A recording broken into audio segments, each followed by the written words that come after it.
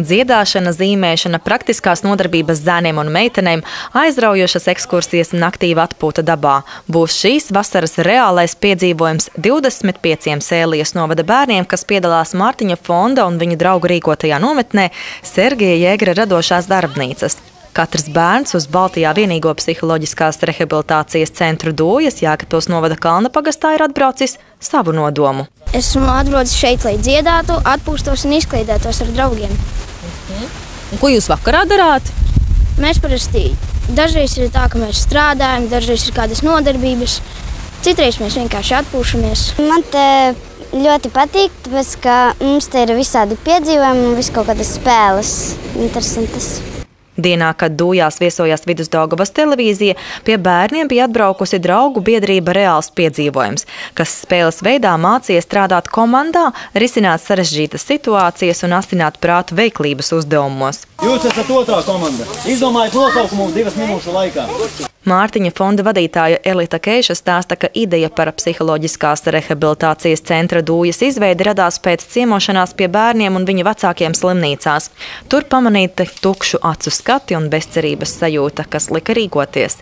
Vēlāk arī nolemts rīkot nometnes. Nometnes ir tā vieta, kurā atbrauc vecāki ar bērniem, un viņi ir kopā, viņi viens otru saprot, un viņiem ir kopējas intereses, viņi šeit atpūšās, bērni attīsta kādas savas prasmes dažādās daļajās mākslās, un pēc galvenais viņi sasmeļās to enerģiju, ar kuru tālāk var dzīvot visu gadu, līdz nākošai nometnei. Rehabilitācijas centrs Dūjas izveidots pateicoties iedzīvotāju ziedojumiem. To iekšpusē rotā mākslinieces Vēsmas Vītolas un viņas kolēģu dāvātās gleznes. Savukārt par mājas patronu kļuvis daudziem pazīstamais pavārs Mārtiņš Rītiņš. Tomēr viss vēl nav paveikts. Turpinās apkārtnes labiekārtošana. Te drīzumā taps dīķis ar skaistu tiltiņu uz Bancānu ezera pusi.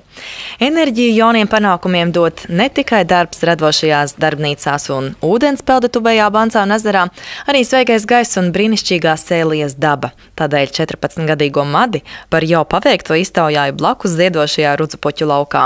Pa šo laiku mums bija iepazināmies ar draugiem, ar tiem arī, kas bija pagājušajās nometnēs. Iepazināmies arī ar saviem skolotājiem, kur arī bija pagājušajās nometnēs, un arī ar jaunajiem skolotājiem, kas ir šogad. Mārtiņa fonda organizētajā vasaras nometnē ļauts piedalīties tiem, kas izturējuši Baltijā vienīgā kontrtenora Sergeja Jēgra rīkoto atlasi, parādot savu prasmi mūzikā, aktiermeistarībā un dejošanā. Labdarībā ieguldītais darbs ar bērniem, kā atzīst mākslinieks, nav viņa pienākums, bet aicinājums. Priecīgākais brīdis ir, neskatoties to, kad jādodas mājās pēc radošo darbnīcas beigām, kad tev pasaka paldies, jo paldies jau nevar pateikt nekad dzīvē par daudz. Un mums ir jāmāca bērniem to teikt un darīt. Visu radošo nodarbību virsuzdevums ir gatavošanās valsts prezidenta Valda Zatlera amata termiņa noslēguma pasākumam Tas vārds, kam spēks, Likteņdārzā Koknesē, kur Sēlijas bērni izpildīs Jāņa Lūsēna komponēto Dūju himnu.